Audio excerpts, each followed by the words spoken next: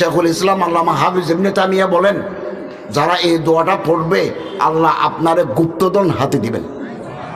মাটির তলায় পিতলের কলসির ভিতরে 2-3 হাজার সোনার টাকা পাওয়া যায়, এক রাতেই একদিনেই কোটি টাকার মালিক করে দিবেন। শেখুল ইসলাম আল্লামা হাফিজ ইবনে তাইমিয়া মাজমুউল ফাতাওয়া কিতাবে লিখেছেন, আল্লাহ কি গুপ্তধনটা কি আল্লাহ বলেন নাই। আল্লাহ বললেন আমি বলবো না, গুপ্তধনের মতো কপাল খুলে যায় এরকম জিনিস দেব।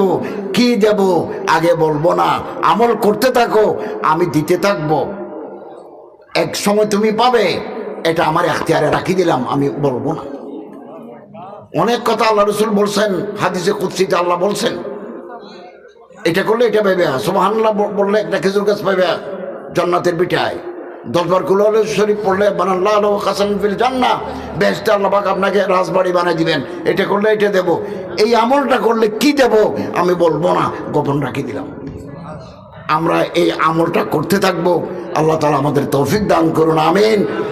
এটা দোয়া শিখাই, আমার মুখে মুখে বলুন, ইয়া হাইয়্যু ইয়া কাইয়্যুম লা ইলাহা ইল্লা আনতা বিরহমাতিকা আস্তাগীস।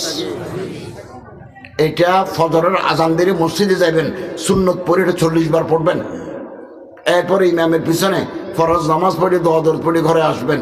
আগামীকাল সকাল থেকে আলাম চালু হয়ে যাবে ইনশাআল্লাহ। ওয়া আখিরু দাওয়ানা আলহামদুলিল্লাহি রাব্বিল আলামিন।